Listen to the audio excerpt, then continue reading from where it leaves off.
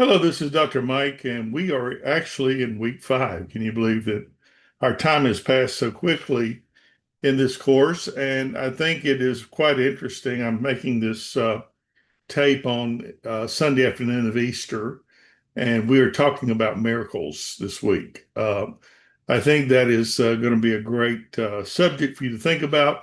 I hope you enjoyed last week because I think it really does add a perspective to not only our studies, but to our Christian life when we think about the tricks of the devil and the deceptions that he uses in order to get us to, just be a little bit lax. I mean, he doesn't care how religious you are as long as you're not acting on it. And so I think that was quite a good study. I hope you uh, gain some ground there and maybe helpful things in your Christian life. I sent you earlier in the week a paper that I have just released that I wrote on the idea of the miracle that we could talk about. C.S. Lewis, as a Christian, wanted us to think about the idea of myth, and that is where he literally came to faith because he was very much into writing, like the Chronicles of Narnia. He was friends with other writers who wrote in that vein of invention and another world and alternative thinking and those kind of things. But when he became a Christian, this is the thing that brought him to faith when he realized that the stories that we tell as believers actually could be looked at as myths. And of course, those who deny things like the resurrection believe that it's a myth. My paper was on the greatest evidence of any miracle that could be possible. In a court of law, there are things that are considered to be of great weight, and one of those is eyewitness accounts.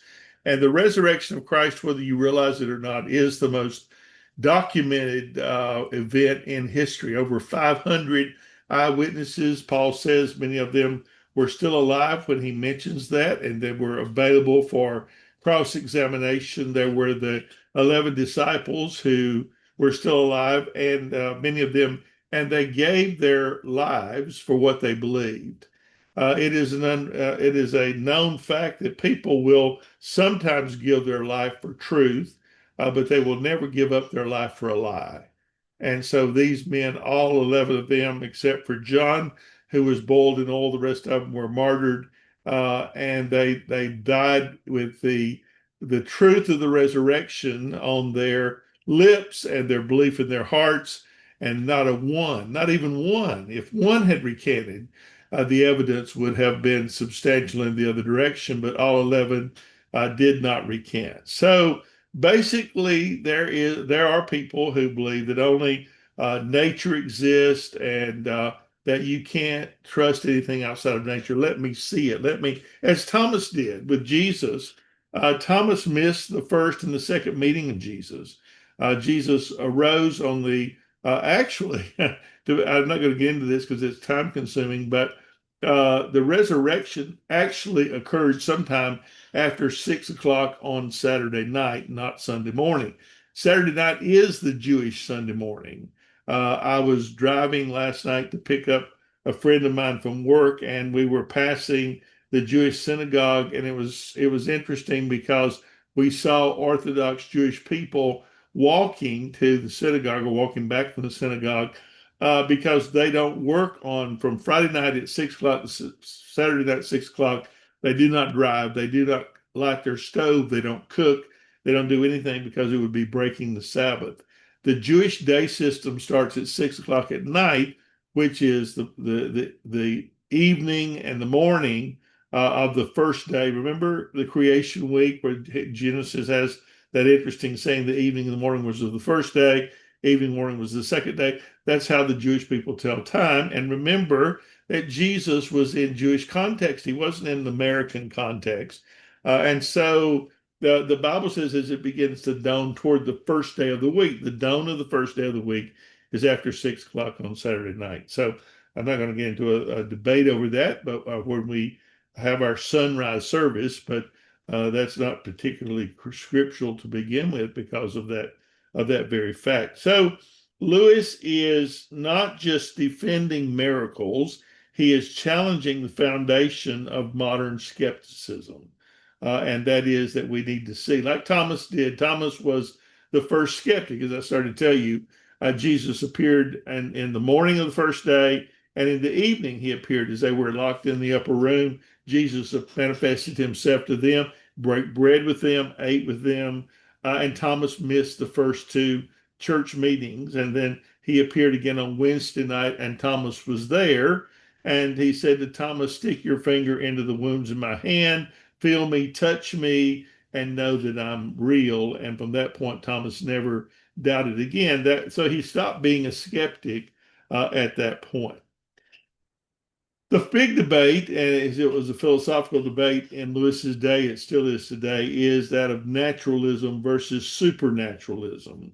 Naturalism is that everything is matter and cause and effect, and there's nothing beyond nature. What you can see and touch is what you have to believe, and there's nothing beyond that. Supernaturalism believes that there is something beyond nature that is created and is sustained.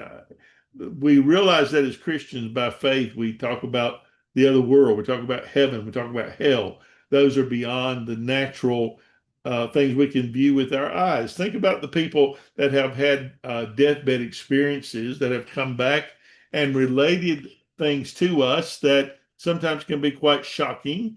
But they literally talk with their relatives that are gone on or whatever. That would be supernaturalism. Now, that has to be kept within biblical framework, or you might be considered to be a little Looney Tunes. But there are all kinds of people that permeate that.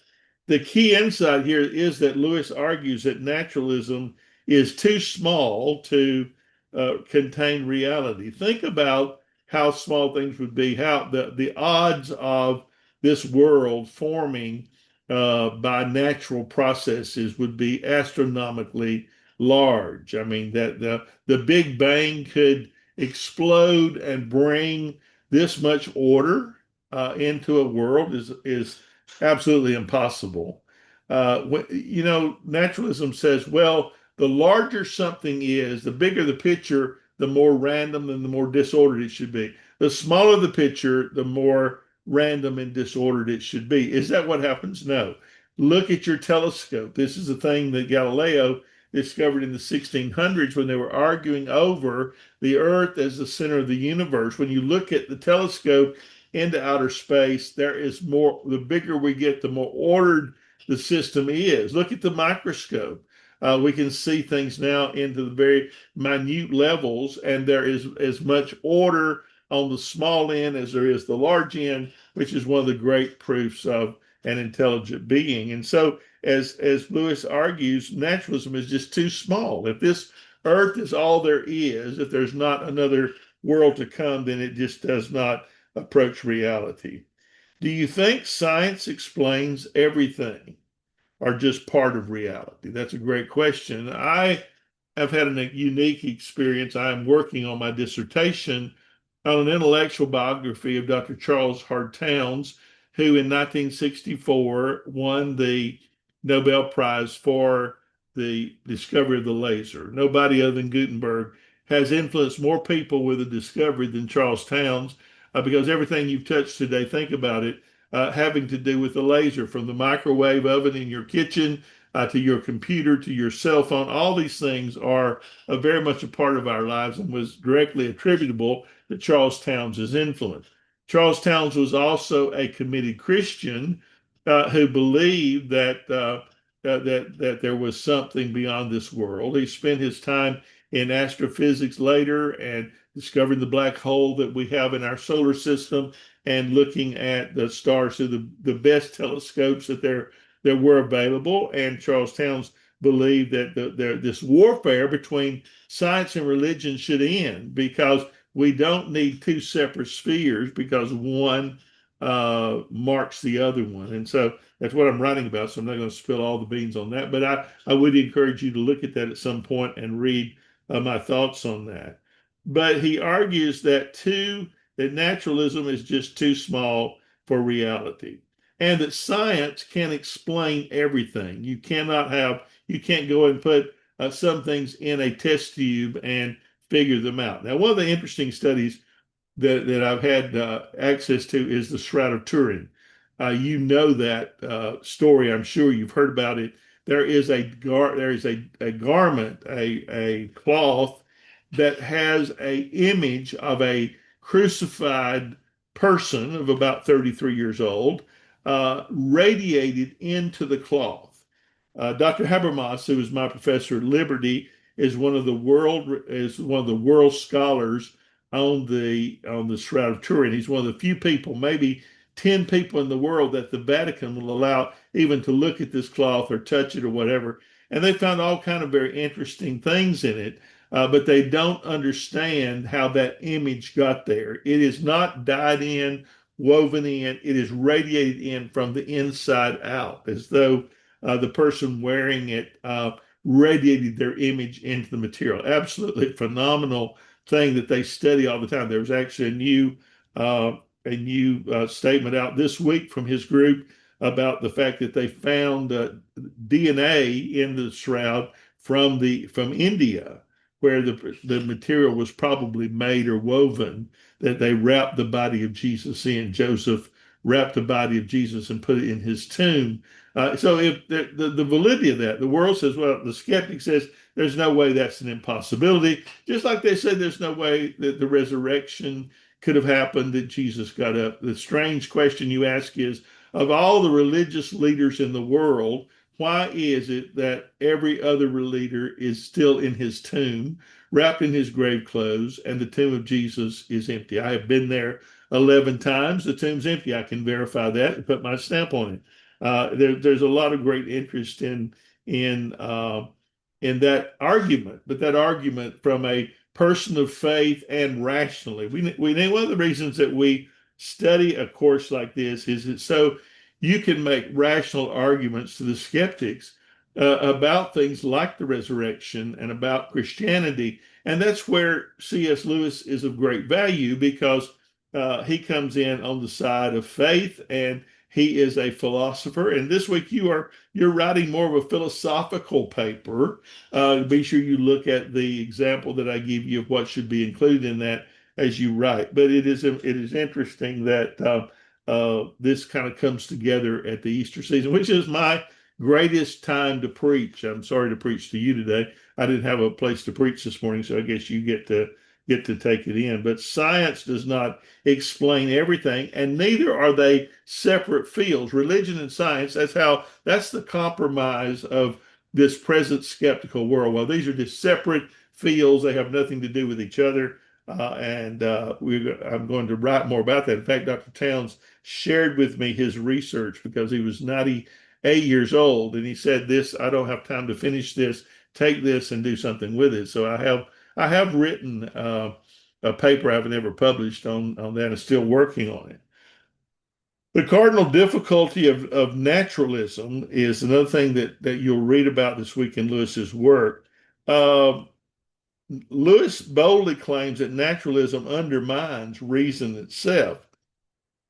If all thoughts are just chemical reactions, why trust them as true? There's a simple breakdown: cause and reason. We always look for causal factors.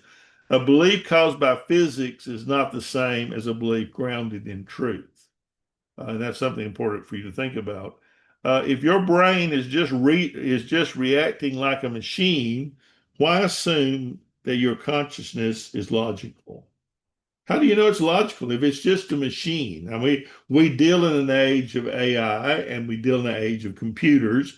And there are times with AI that you would swear, as you use that it has the ability to think. But that is the part of this that is really has to be thought through. And I'm delivering a paper in October in a Catholic college in Detroit on AI and man.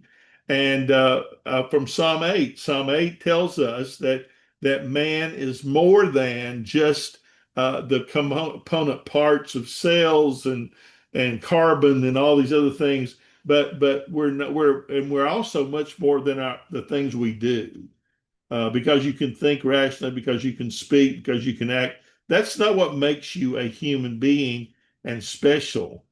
The psalmist David asked the question, "What is man that thou art mindful of him?"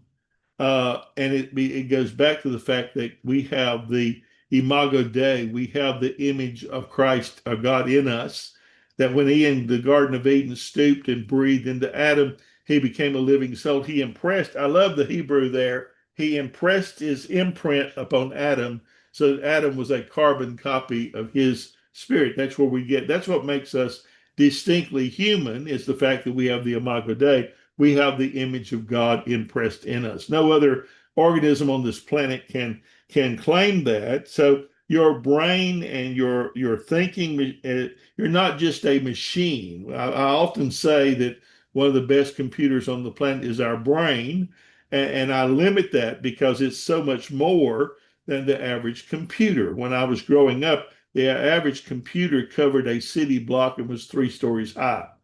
1985, the computer had finally shrunk down to the size of a desktop, and I put the first desktop in a school in my county in 1985. By 1996, when I went to work with BMW, we had the internet, we had the Microsoft Office, and you now have more computer in your cell phone, especially an iPhone, than we had in the entire desktop in 1985. But they're still depended upon the human actions behind them to operate. It is not smarter than a computer. Your brain is smarter than the computer. And by the same token, AI, you should not fear AI taking the place of humans. It may take over some of the tasks, but you and I are not defined by those tasks. And so the takeaway from this should be that naturalism may self-destruct. It removes the foundation of rational thinking. So, what is a miracle, really? A miracle is not a violation of nature, it is an interruption from outside the system. It was a miracle, the virgin birth. We talk about a miracle. It was God in flesh, or God becoming flesh in the womb of Mary and being born into the world is an aberration of the normal processes of things. That is a miracle. It is Jesus getting up out of the tomb and being resurrected from the dead. That is a miracle. It will be God's return when he steps back into nature from the outside to bring about the end of all things. Those are miracles. Lewis's key idea is that nature is a closed system unless something outside enters it. We know there are rules of nature. We know the theory of relativity, a theory of gravity. All those things operate over and over and over again unless they're acted upon by an outside source, so that God can step into nature as he has done and make changes and bring about corrections. But that is not the normal natural system. An example is like adding a new ingredient maybe to a recipe. It doesn't break the recipe, but it changes it, it improves it, it brings about divine purpose. Miracles are signs, and they're not magic tricks. Now, let me say something from the heart here, having been a pastor for 40 years, having studied theology, having studied philosophy, all these things. My interdisciplinary studies really helps me to understand a lot of different things. I was trained in pre-med. I've been trained in psychology, in theology, in physics, in philosophy, in history. All these things kind of coalesce in, and it's funny because they've only done that in the last few years, where all these things have come together to make me realize that this is where God has brought me to be able to address so many different issues in my writing. I really encourage you, if you're interested, to subscribe to my Substack writings, because I do write a great deal about politics and religion, where we are today, but also about history, about psychology, about the different aspects. I have a couple of good articles on the Imago Dei if you're interested in that reading. But these charlatan preachers today, this prosperity gospel, wants you to think that miracles are all about money, that wealth is the sign of God's blessing, that God sends you handfuls of money on purpose for you to be this, to have drive flying Lear jets and wear diamond rings. None of that has any always compare those teachings to Jesus. How did he live? What did he wear? How did he act? What did he say? And you realize that overlaying everything with gold is not a godly pursuit, and it's not a miracle. The devil is able to replicate all these things and call them miracles. And you have to be wary of that. We talked about last week the way the devil can deceive you. You can be deceived by materialism and by prosperity gospel and miss the point of why God has you here on this planet. It is not to be rich. You are here to carry out God's plan for you. At 68, I am as excited about God's plan for my future as I've ever been in 68 years.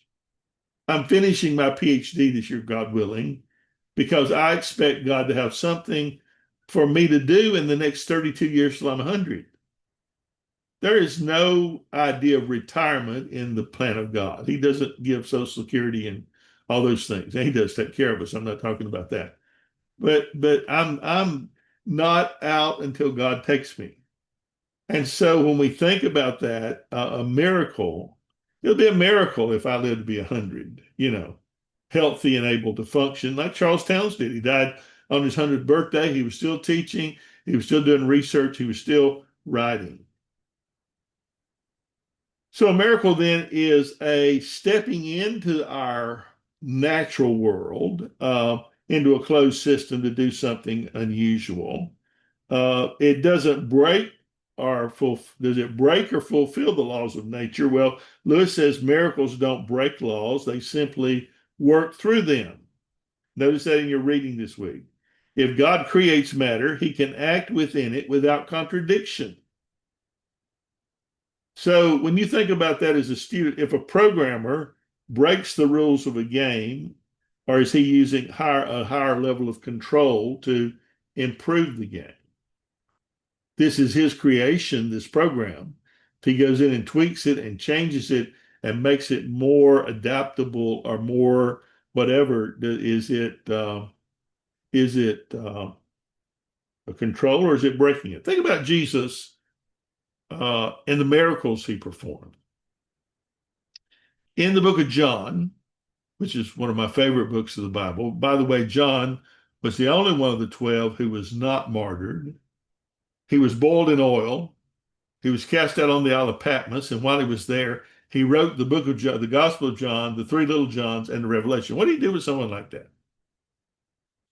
If you did not have ironclad faith in the miracle of the resurrection of Jesus Christ, would you have given up with being boiled in oil? Think about that. Being boiled in oil, his skin very sensitive to. So you ever been burned? You ever been sunburned? And then go out into the sun while you're sunburned? How miserable that is. That's what they did with John. They cast him on the Isle of Patmos, which probably didn't have a tree on it. It was just a rock in the middle of the ocean. And while he's there, he's writing this Gospel of John, the books of John. He wasn't whining and complaining and doubting his faith. Some of the greatest books on faith are the Gospels of John. Why did Jesus heal some and not others? Why did he raise some from the dead and not others? Because each of them had a purpose to teach us something. Go back and look at John. I don't have time to talk about that today. There are 7 I ams. I am the bread of life. I am the light of the world. I'm the way, the truth, and the life, and so on. And there are 7 miracles associated with those 7 claims where Jesus proves that he is exactly that. I am the bread of life. He takes 5 loaves and 2 fishes, blesses it, and feeds thousands. So look at that. Think about that. Things where God breaks through and performs miracles. Jesus was the tremendous breakthrough of God into the world to come as a savior. From Eden till the birth of Christ, man was condemned to death because of sin, but God had worked out a plan in the sacrifices, and each of those sacrifices pictured Jesus who would come. They were looking for a Messiah. Sadly, Jews today in Israel are still looking for that Messiah. They miss the fact that Jesus came, and they miss the first coming. But Jesus came into the world, and that was the greatest breakthrough, the greatest miracle this world has ever known. Why do we date our time from the birth of Christ?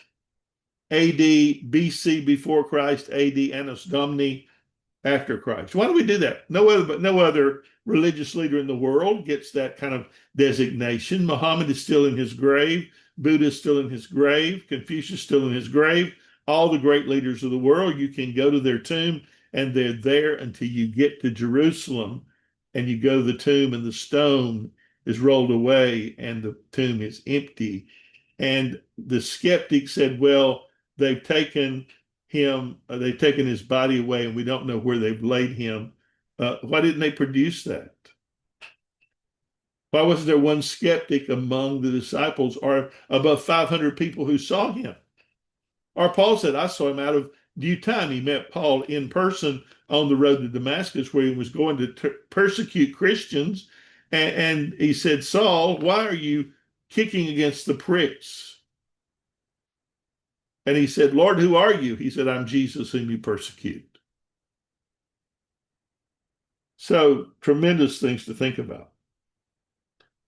So basically, miracles are a higher level of causation. They're not chaos. Myth becomes fact, one of Lewis's most powerful ideas. Humans across centuries tell similar stories of dying gods and sacrifice and redemption. Lewis says Christianity is the moment where myth enters history. And that is a tremendous thought. The story is not just meaningful, it actually happened. So the incarnation, the God's becoming human, is the grand miracle. Not a myth, but a miracle. So what does that matter? What does it matter to you? Everything else, the resurrection, healings, everything else flows from this. Had Jesus not come into the world, had God not made himself a man, well, what would have been the difference? If God entered creation once, then miracles can be plausible. If Jesus came, yes, miracles can be a part. There are times when people are miraculously healed. I don't think that power is put into a man's hands. So it's always interesting to me, faith healers never go through nursing homes and empty them or hospitals. If their gift is real and valid and they're able to perform miracles, why don't they do it for people that are poor and that can't afford to have to go? How would they have to have it in an auditorium where they can take an offering? I get so angered by these faith healers who go to Africa, encourage Africans to borrow everything they can borrow, go into debt, borrow it, bring the money, give it the offering so God will give you a gift. That is not how God operates. And they load their money on their Learjet and fly home and leave those people now encumbered with all the debt from the money they borrowed and no miracle. And as a result, they are disappointed. They blame God. These faith healers always blame the person. You just don't have enough faith.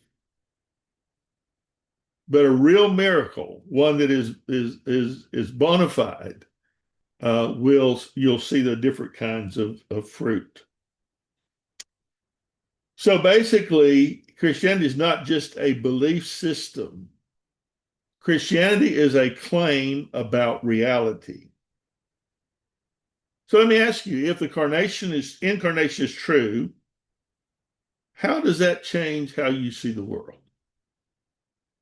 Great question for you in the Easter season. If Jesus Christ did not raise bodily from the dead, what hope do you have beyond this world? His resurrection gives us a new reality, a new worldview, if you will. That is a biblical worldview. Don't confuse. Now, this is something that's probably unique to me. You won't hear it from anyone else. The difference between biblical worldview and Christian worldview, there is a world of difference there. You went to Christian school, they talk about a Christian worldview, which includes politics and all this mess that we're in our government, in Christian nationalism. A biblical worldview is something else. Go by the Bible to shape your worldview, and the incarnation of Christ is the a big part of that. If the incarnation is not true, where does that leave you today? This is a claim about reality. But let me go back to something we talked about, and that is faith versus science. Are they in conflict or are they in partnership? C.S. Lewis does not reject science. He argues that science explains how things work, not why they exist. You know, God gives you a doctor. There's an old story that used to be told about this very dedicated Christian, and they were told that a flood was coming, that they needed to get out and get away, get on higher ground. And he said, well, God's going to take care of me, so I'm going to stay put. Well, the waters rose in his house. He finally got on the roof. Guy came by and had a raft and said, get on the raft. I'll take you to safety. He said, no, God's going to take care of me. He's going to send me a solution. I'm going to stay here. A few minutes later, a helicopter came by and they lowered a rope and said, catch onto the rope and I'll take you to safety. He said, no, God's going to take care of me. And so finally the water rose and the man drowned. He ended up at the pearly gates with St. Peter, and he was angered. And he said, you promised to take care of me. He said, I did take care of you. I sent you a raft and I sent you a helicopter, and you wouldn't take either one of them. So when you're sick, go to the doctor. God provides you with a doctor. It's all right to pray and ask God to heal you, but he expects you to do everything you can do in your power. Science has been given. Science is a gift. Medicine is a gift that we have to heal people and to make them better so that they can live for God and do his will and his purpose. But you cannot go around with this anger that we have today. In 2026, this anti-science business, anti-medicine, anti-vaccine business is ungodly. It is a part of a dissection. God gave us those things as gifts to be taken, and Christians are leading that battle. That blows my mind. Not wanting to vaccinate their children and all these things. I'm sorry if that bothers you. Kind of like Evangelist Billy Kelly said once, this lady came down the aisle. She didn't like what he said. And she said, I didn't like your preaching. He said, you rubbed my cat the wrong way. He said, well, honey, turn the cat around. We've lived by these things all these years. God has blessed us and used us. And suddenly we want to go the other way after some, demented person. Science can tell you how your heart beats, but not why love matters. Lewis points to a very deep longing within human beings, meaning, purpose, transcendence. If you don't have any desire in this world, or if you have a desire in this world, nothing else satisfies. There is a sense for the child of God that we're just not at home here. We're looking for another country whose builder and maker is God. How long has that desire been in the human family? Ever since Job, which is maybe the oldest book of the Bible. He said his faith was in God and he would stand in the latter day upon the earth with him. He had a hope of the resurrection long before there was a teaching of a resurrection. There's always that longing for the child of God. You don't quite belong here. This world is not our home. We're just a passing through. Our treasures are laid up somewhere beyond the blue. You realize you can have all the success in the world. I'm speaking to some fairly young folks here, but you can have all the success in the world. You can have all the money, all the achievements, whatever your plans. They're great. They're wonderful. I tell people when you're about 40, money stops being the motivator. It may be a motivator now, but let me tell you something that will never fully satisfy you. As a child of God, there is a deposit. Romans talks about that when he saves us, he places in us a deposit, a hope, an earnest is the word. The picture there is of a new bride. They used to have a hope chest. And all through their lives, they would lay away things against their wedding day in that hope chest. Their gown, their bridal veil, things that were given, their heirlooms from family. And when the marriage day came, they would take all those things out and they would wear them and enjoy them. Same thing's true. That is the earnest, the down payment that God gave us when he saved us. One day he's going to redeem the down payment and it's going to become a reality. And in the meantime, that earnest keeps leading us on and looking forward. We've stood beside a grave of a loved one that died, that broke our hearts. But we don't grieve as others that have no hope. We have the earnest within us that that person's with Jesus. He's going to come with him when Jesus comes, and we're going to be ever to live with him. But the things of this world do not really satisfy. That's how people get on drugs and alcohol and gambling and all the other sins of the world, looking for satisfaction, looking for something to fill that God-shaped hole in their heart. Every human being that carries the image of the Imago Dei has some kind of yearning in them for something they cannot satisfy. So why does this still matter today? Modern culture assumes that science is truth or religion is a myth. Lewis flips that. Christianity is myth plus fact. Naturalism is fact without meaning. So Lewis isn't making you to blindly believe in miracles. He's not asking you to do that. He's asking whether your current worldview can even explain how we think or how we have meaning or how we have truth. Can you do that rationally? So here's the final question. Which worldview actually makes better sense of your experience? Naturalism or something beyond that? If there's nothing beyond that, why are we here? What is our purpose in life?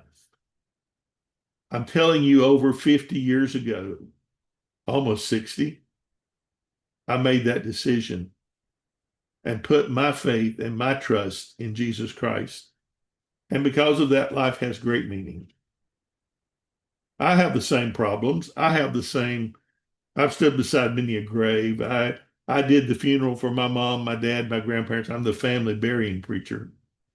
I can't tell you how many gravesides I've stood by, over 1,000 funerals in my lifetime, and try to give hope that there is life beyond the grave. But for those that are saved, we walk away from that grave, not sorrowing as others which have no hope. We have that earnest in us, awaiting the day of his return. But miracles do not violate science. There's a lot of things we can't explain. Have you ever found something you couldn't explain? Even people that are skeptics can't explain something. There's tremendous debates that go on in the area of philosophy over these very issues. And there'll be things that we don't explain until we see God himself. But we trust in the meantime. We have this hope in earthen vessels, the Bible says. These clay pots that we live in. If you've ever stood by the death of a loved one, you're just stricken by how, when that spirit leaves the body and leaves that clay vessel behind, the person you knew and you loved is gone. That soul goes to the presence of God to await the resurrection. That body goes back to the earth from whence it came. and you realize that just something changed, something different. It can't be explained by naturalism. I've stood by the bedside of hundreds of people as they went into the presence of God, or the other way as well. And when they're gone, you realize that naturalism, this world can't explain what we know as Christians, what we have in our hearts. They can't explain us, but we know. We have that faith. So I hope this week the reading will be a help to you, and I look forward to our coming chats. Thank you so much.